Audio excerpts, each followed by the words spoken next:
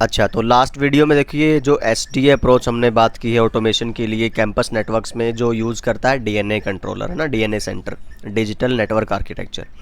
तो लास्ट में हम बात कर चुके थे अंडरले नेटवर्क, जो आपकी कनेक्टिविटी थी, है ना, यूजिंग लेयर 3 स्विचेज सारे के सारे। अब बात करते हैं ओवरले, है ना। थोड़ा सा मैंने लास्ट में आपको एक हिंट दिया था ओवरले कैसे काम करता है, डिफरेंट नेटवर्क्स यूज़ करता है आपका। तो यहाँ पे देखिए ज़रा कि मैंने आपको बोला था, ये थ्योरी छोड़ दीजिए, एक मैंने यहाँ पे डाला था शायद कहीं पे, इमेज नहीं है, तो जस्ट अ सेकंड। आप ये वाला एग्जांपल देखिए ज़रा। ये मान लीजिए यहाँ पे आईपी है आपकी 10.0.0.1, ठीक है। यहाँ पे आईपी कितनी है 10.1, ठीक है। और यहाँ पे आपकी आईपी थी 10.2 या 10.5, कुछ भी कह लीजिए। और just a second, sorry for that. चलिए, तो यहाँ से जब इसको कोई पैकेट भेजना है आपके डेस्टिनेशन पे, सोर्स टू डेस्टिनेशन कोई पैकेट या कोई डाटा भेजना है, तो इस तरह से ये क्या है, पैकेट। ये आपका जाएगा जो आपका एज नोड है ना, फैब्रिक एज नोड। तो ये मान लो आपका 3850 स्विच होगा या 3500 का स्विच है। इसने क्या करना है, अभी VXLAN एक टनल क्रिएट करनी है, ठीक है। ये सोर्स आईपी में इसने ये रिसीव किया था, डेस्टिनेशन में ये रिसीव करेगा, ठीक है। ये इसको रखेगा एज इट इज़, पर अभी ये क्या करेगा, एक नया पैकेट क्रिएट करेगा, ठीक है। लेयर 3 का डिवाइस है, तो उसने क्या किया, पुराने पैकेट को रखा एज इट इज़ और इसको डाल दिया एक नई पैकेट के अंदर। तो ये एज इट इज़ था। तो अगर मैं इसके लिए सेम कलर यूज़ करूँ आपका, थोड़ा सा आपको अंडरस्टैंडिंग क्लियर करने के लिए, कि जैसे ये एग्जिस्टिंग अगर आपके पास एक पैकेट आया था इस तरह का उस डिवाइस के पास, चलिए अब ये क्या करेगा, उसको डाल देगा एक नए फॉर्मेट में इस तरह से, ठीक है। ये रहा एज इट इज़। और अब वो सोर्स आईपी यहाँ की यूज़ करेगा और डेस्टिनेशन आईपी यहाँ की यूज़ करेगा। तो मान लीजिए यहाँ पे आईपी थी आपकी, सपोज मैं बोलता हूँ 172। अभी इसका ना डिवाइस मुझे ख़रीदना पड़ेगा एक अलग से, क्योंकि ये नहीं लिखा जाता इससे। मान लीजिए .1.1 ऐसे था, है ना, 1.1 है ये समझ लीजिए। और इधर था 172.16.1.2, एक अलग आईपी थी। अब सोर्स आईपी में चलेगा ये वाला, देखिए वो पहले वाला सोर्स छोड़ दिया उसने, ये सोर्स उठाएगा, ये डेस्टिनेशन उठाएगा, तो एक नया ही पैकेट उसने क्रिएट कर दिया है, ठीक है। अब वो भेजा जाएगा आपका यहाँ ओवरले से। देखिए अंडरले का काम सिर्फ हुआ कनेक्टिविटी वाला, और आपका ओवरले का काम है एक्चुअली ये डाटा ट्रांसफ़र, और इसको बोलते हैं आपका VXLAN, ठीक है। तो यस, ये कंसेप्ट आपका आता है इसमें VXLAN का और ओवरले का, और क्यों हमारा अंडरले में सारे के सारे डिवाइसेस लेयर 3 होने चाहिए, ये हमारा रीज़न है, राइट। तो यहाँ पे सारा राउटिंग का गेम है, IS प्रोटोकॉल चल रही है, बेस्ट पाथ ढूंढेगा और उसके लिए यहाँ तक भेज देगा। जैसे ही ये यहाँ पे रिसीव होगा ये वाला पैकेट, नए वाला ना, अब वो इसको देखेगा कि अच्छा ये एंड आपका होस्ट आ गया यहाँ पे। अब वो इसको ब्रेक करेगा, डिकैप्सुलेट करेगा, और जो ओरिजिनल मैसेज था देखिए यहाँ पे, ये एज इट इज़ आ जाएगा, ठीक है। तो इसको पता चलेगा ये वाला जब जैसे रिसीव होगा कि ओके मेरे लिए पैकेट है, और आया कहाँ से है 10.1। तो इसको कोई लेना देना नहीं है बीच में क्या हुआ है क्या नहीं हुआ है, वो हमने हमारी सहूलियत के लिए, ऑटोमेशन प्रोसेसेस के लिए और ऑटोमेटेड नेटवर्क मैनेजमेंट के लिए वो सब हमने यूज़ किया है। Make sense. तो ये रहता है आपका ओवरले में। चलिए मैं इसको यहाँ से इरेज करता हूँ सब कुछ।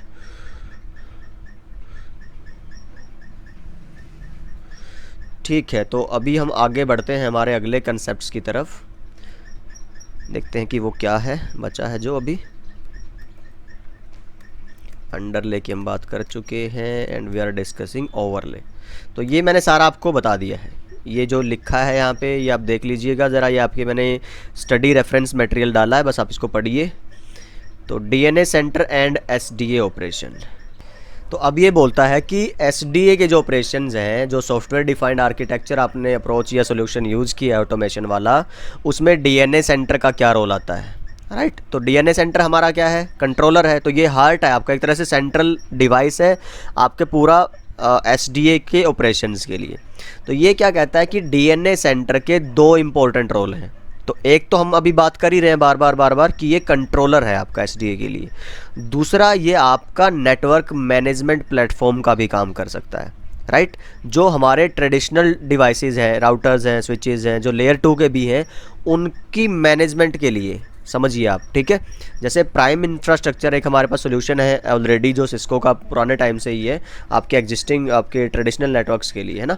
तो ये डीएनए सेंटर उसको भी रिप्लेस कर सकता है। आप सोचिए, आपको दो अलग अलग सोल्यूशंस की ज़रूरत नहीं है कि आप नेटवर्क मैनेजमेंट के लिए रखें और एक आप ऑटोमेशन के लिए, नहीं। यही जो ऑटोमेशन वाला टूल है, यही आपको नेटवर्क मैनेज भी करके दे सकता है। और अगर आप कंफ्यूज हो रहे हो कि नेटवर्क मैनेजमेंट में क्या मैं बार बार ये टर्म यूज़ कर रहा हूँ, तो आप लास्ट टू लास्ट वीडियो आप देखिए, उसमें मैंने दो तरह के नेटवर्क मैनेजमेंट की बात की है, कॉन्फ़िगरेशनल मैनेजमेंट एंड आपका ऑपरेशनल मैनेजमेंट, राइट। तो वो सारी आपको वहाँ पर क्लैरिटी मिलेगी मेरा मतलब क्या है नेटवर्क मैनेजमेंट में कहने से। चलिए, तो SD and DNA centre work together, बिल्कुल, क्योंकि डीएनए सेंटर के बिना एसडीए की अप्रोच को आप कैसे इंप्लीमेंट करेंगे, नो। तो फिर ये जैसे मैंने बताया था, डीएनए सेंटर आपका डिलीवर होता है सिस्को की तरफ से, प्री इंस्टॉल्ड रहेगा एक डिवाइस के ऊपर, ठीक है। तो थोड़ा सा मैं आपको हिंट देता हूँ, यहाँ पे एक वेबसाइट है सिस्को की, साइट सैंडबॉक्स के नाम से। आप गूगल पे जाएंगे, सिंपल लिखिए सिस्को सैंडबॉक्स सोल्यूशन, आपको ये इस तरह का एक वेबसाइट का आर्किटेक्चर मिलेगा, ठीक है। तो ये देखिए, तो आपको जब इस पर क्लिक करेंगे गेट स्टार्टेड विद सैंडबॉक्स में, तो आपको इस तरह की एक साइट खुलेगी, अलग से एक पेज पे लेके जाएगा। तो हमारे इसमें तो वैसे बहुत सारी लैब्स हैं, ये देखिए। तो ये क्या है, एक ऑनलाइन लैब प्रोवाइड करवाता है सिस्को आपको प्रैक्टिकल्स वगैरह करने के लिए, ठीक है। तो अभी के लिए मैं सिर्फ इतना ही बोलना चाहूँगा। बाकी आप देखिए कि जो डीएनए सेंटर है, यहाँ पे देखो Cisco DNA centre hardware lab 1, Cisco DNA centre always on lab. ये तो सिस्को ने आपको प्रोविज़न करके डिवाइसेस आपके लगा दिए हैं खुद से पहले, और वो हमेशा वर्किंग रनिंग कंडीशन में है। ये लैब मिलेगी तब जब आप खुद से बोलेंगे कि मेरे को ये वाला मॉडल का स्विच, ये वाले मॉडल का डीएनए सेंटर, ये सब सारी फंक्शनैलिटी मुझे चाहिए। आप देखिए, जैसे मैं आपको बोलूँ ये वाला, ठीक है। तो रिजर्व टू एक्टिवेट कि आपको कौन से जैसे डीएनए सेंटर का डिवाइस ये रिजर्व कराना है, 3850 का स्विच रिजर्व कराना है, 9300 सीरीज़ का कैटलिस्ट स्विच रिजर्व, ये जैसे ही आप रिजर्व करवाएंगे आपको 1 घंटे 2 घंटे के लिए वो लैब मिल जाएगी और आप प्रैक्टिस कर सकते हैं, आप अपने प्रैक्टिकल्स करके देख सकते हैं, ठीक है। तो ये देखिए, जैसे मैंने क्लिक किया था आपके लिए कि किसी पे रिजर्व पे क्लिक करेंगे, ये लिखा है मैंने यहाँ पे। तो जैसे ये आपका रहेगा सैंडबॉक्स लैब, रिजर्व होते ही आपके लिए ये देखो फ्रॉम नाउ, अभी से लेके कब तक, 9/8/2020 के लिए, ठीक है। तो ये मेरा स्टार्ट कब से हुआ है, कितना टाइम हो चुका है मेरा सिस्को की तरफ से, ये सारा आपको रहेगा। बट आपको कुछ है क्या करना है, जैसे मैंने लॉगिन किया अपने अकाउंट से ना, आपको अपना एक अकाउंट बनाना पड़ेगा यहाँ पे और उसके थ्रू लॉगिन करना पड़ेगा। तो देखिए ज़रा जाके इसमें कि क्या क्या है जो आप कर सकते हैं। और यस, इस तरह का डिवाइस रहेगा, बस कहने की बात ये है। ये देखिए डीएनए सेंटर, और हमने बात की थी ये नेटवर्क में ऐसी जगह जुड़ा रहेगा जहाँ पे आपकी कनेक्टिविटी रहेगी। देखो 10 तो ये जो नेटवर्क है मैनेजमेंट आईपीज़ के थ्रू एक दूसरे से जुड़े हुए हैं, राइट। तो उसी के थ्रू प्रोविज़न करता है सारी कॉन्फ़िगरेशन और सारा का सारा मैनेजमेंट। तो बहुत सारी चीज़ें आती है इसके अंदर, आप देखिए ज़रा। एक फिर ये सोल्यूशन हम बात करेंगे आगे जब वीडियोज़ में, एपीआई कॉल्स की बात करेंगे, रेस्ट एपीआई की बात करेंगे और एचटीटीपी की बात करेंगे कि कैसे आप कंट्रोलर टू डिवाइसेस डाटा भेजते हैं आपका यूजिंग एचटीटीपी प्रोटोकॉल, है ना। या फिर नॉर्थ बाउंड इंटरफेस का यूज़ करके एप्लीकेशन सॉफ्टवेयर से, किसी ऐप से अपने मोबाइल या पीसी के थ्रू आप अपने कंट्रोलर तक डाटा भेजते हैं। तो उनके बीच में एक सॉफ्टवेयर का ही तो है ना सारा का सारा जो आदान प्रदान इन्फॉर्मेशन का है। तो पोस्ट के बारे में बताऊंगा आपको क्या है, और ये एचटीटीपी का क्या रोल है डाटा भेजने में, ऑथराइजेशन एंड एवरीथिंग, तो हम इसकी बात करेंगे। तो यस, ये तो यही है आपका। चलिए सॉरी। तो DNA center can also be use to manage traditional network devices. Okay, तो ये हम बात कर चुके हैं आपके। तो अभी ये जो आप डिवाइसेस देखेंगे यहाँ पे, तो ये आपके सारे राउटेड एक्सेस लेयर डिज़ाइन वाले रहेंगे, जहाँ पे आपको लेयर 3 सारे के सारे डिवाइस यूज़ करने हैं ना। जो आपको मैंने बताया था ना कि नए जब डिवाइस खरीद रहे होंगे, नया टोटली एक नया ऑटोमेशन का आपको नेटवर्क बनाना है, तब की ये बात है, ठीक है। तो एसबीआई के थ्रू कंट्रोलर जुड़ा और कंट्रोलर एनबीआई के थ्रू जुड़े रहेंगे आपके ऐप्स के साथ। तो वो आप सीएलआई से भी मैनेज कर सकते हैं कॉन्फ़िगर, या फिर जीयूआई के थ्रू भी। चलिए जी, तो ये क्या कहता है इसके साथ, हाँ जब भी आप कंट्रोलर की बात करेंगे तो मैंने आपको बहुत पहले बताया था शुरू में ही कि ये 4-5 चीज़ें तो आपको रहेंगी ही रहेंगी नेटवर्क में। NBI, SBI, APIs, rest based APIs है ना। तो जब, क्योंकि अब ये खुद भी डीएनए सेंटर क्या है, कंट्रोलर ही है ना, और एसडीए क्या है, कंट्रोलर बेस्ड नेटवर्क है, तो इनमें भी ये चीज़ें रहेंगी ही रहेंगी। चलिए जी, तो सारी पावर जो आती है ना आपकी नेटवर्क में ऑटोमेशन वाली, वो नॉर्थ बाउंड इंटरफेसेस के थ्रू आती है। तो 2 तरह की प्रोटोकॉल्स यूज़ करता है आपका। तो जो ट्रेडिशनल नेटवर्क डिवाइस लगे हैं, क्योंकि हमने बोला था ना ये सबको सपोर्ट करेगा, ज़रूरी नहीं आपको सारे नए डिवाइस लगाने हैं। तो अगर आपके डीएनए सेंटर कंट्रोलर को बात करनी है, कॉन्फ़िगर करना है या मैनेज करना है आपके एग्जिस्टिंग डिवाइसेस को, तो वो यूज़ करेगा एग्जिस्टिंग जो आपकी प्रोटोकॉल्स है, लाइक टेलनेट है या एसएसएच है या एसएनएमपी है, जो वो पहले यूज़ करता था। प्राइम इंफ्रास्ट्रक्चर जो डिवाइस था जो वो यूज़ करता था, वही आपका डीएनए सेंटर यूज़ करता है। अच्छा, लेकिन जो नए काम है, जो आपके नए डिवाइसेस को कॉन्फ़िगर करना है, उसके लिए आप यूज़ करते हो फिर ये वाले प्रोटोकॉल्स एसबीआई के तौर पे। तो कौन सा है, रेस्ट कॉन्फ है, नेट कॉन्फ है। ठीक है, तो ये हम बात इसकी कर रहे हैं अभी एसबीआई, साउथ बाउंड इंटरफेसेस, जो कंट्रोलर टू नेटवर्क डिवाइसेस। चलिए जी, तो अभी तो हमने बेसिकली बात की है डीएनए सेंटर क्या है, कहाँ पे यूज़ होना है, किस तरह से आपको ख़रीदना है, अगर सिस्को की तरफ से क्या सॉल्यूशंस मिलते हैं, ऑल दैट। फ़िलहाल एक एग्जांपल से समझते हैं कि डीएनए सेंटर की क्या पावर है ना, कि कैसे नेटवर्क में ऑटोमेशन का जो काम है ट्रेडिशनली कैसे होता था और डीएनए सेंटर कैसे करेगा। तो एक एग्जांपल लेते हैं स्केलेबल ग्रुप्स का, है ना, एक इम्प्लीमेंटेशन आती है, उसकी हम बात करेंगे। चलिए, अब ये क्या कहता है कि आईपी बेस्ड जो सिक्योरिटी हम लगाते थे ट्रेडिशनली, तो याद करिए वो कैसे यूज़ करते थे हम, ACLs के थ्रू, है ना। एक्सेस कंट्रोल लिस्ट बनाते थे, उसमें मल्टीपल एक्सेस कंट्रोल एंट्रीज डालते थे। और मान लीजिए अभी आप एक नेटवर्क इंजीनियर हैं, अभी आपका बॉस मैनेजर कोई और है, ठीक है। आपके बॉस ने आपको बोला कि ये वाला जो काम आपको नेटवर्क में कराना है, इस बंदे को परमिट करना है या उस नेटवर्क को डिनाई करना है, आपको ये रिक्वायरमेंट चाहिए, वो करना है, ये सारा काम आपने मल्टीपल, मान लीजिए एक एक्सेस कंट्रोल लिस्ट बनाई और उसके अंदर 15 एंट्री डाल दी, ठीक है। तो एक प्रोजेक्ट का काम हो गया।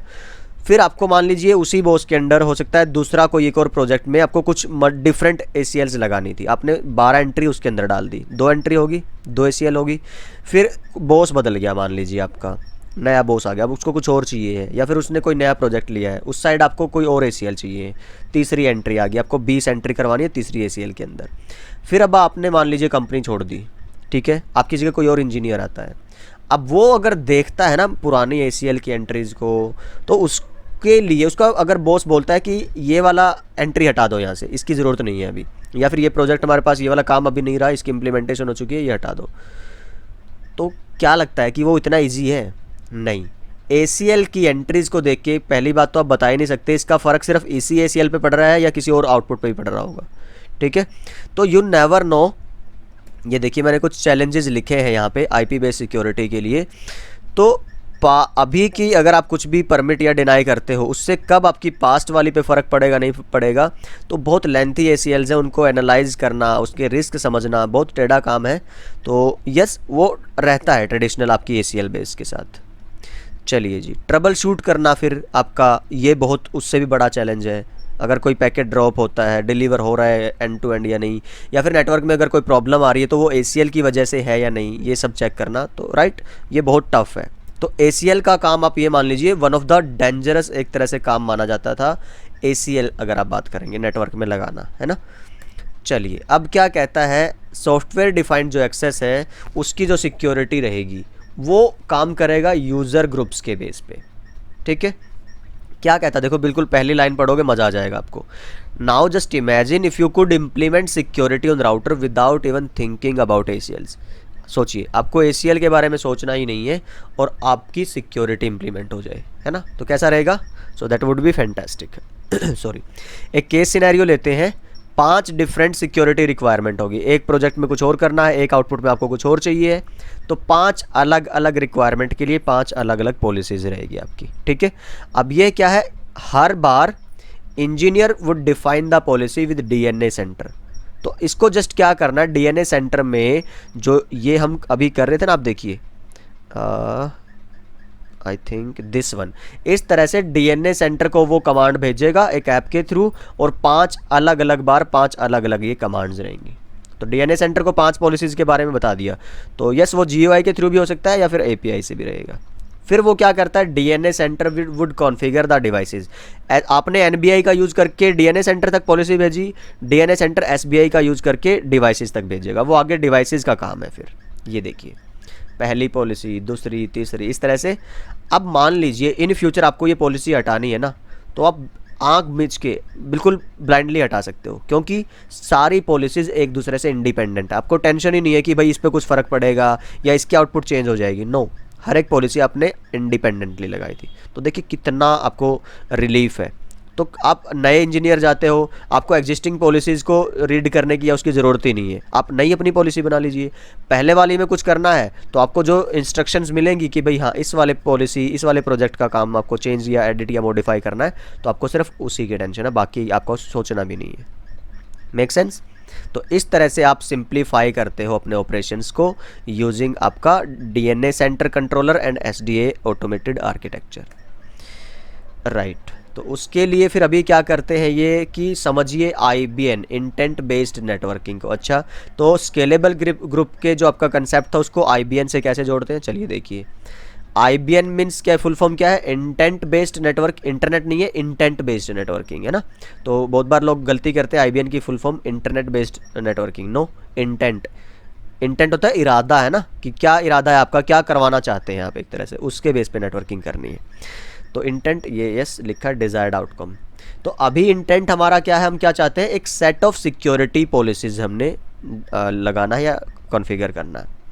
चलिए जी, तो जैसे ही आपने वो कॉन्फ़िगर कर दिया इंटेंट, कहाँ पे, एनबीआईज़ के थ्रू कंट्रोलर पे, तो कंट्रोलर अब उसको बता देगा आपके डिवाइसेस में यूजिंग एसबीआईज़, राइट। तो yes, problem solved by SDA and DNA center. चलिए जी, कौन सी प्रॉब्लम सोल्व की, एक तो आपको अभी अंदाज़ा लग ही गया होगा कि ऐड करना, रिमूव करना एंट्रीज, तो विदाउट एनालाइज किए, तो लाइक कि it's a tough task. Experience चाहिए आपको, बहुत ज़्यादा डेडिकेशन चाहिए, विलिंगनेस चाहिए। और यहाँ पे क्या चाहिए आपको, सिर्फ कुछ एंट्रीज जो आपको बनानी है, आपको कॉन्फ़िगर करनी है कंट्रोलर के अंदर, बस वो ऑटोमेटेड सारा मशीन इंटेलिजेंस से करेगा। अब चलिए, तो SDA security based on user groups.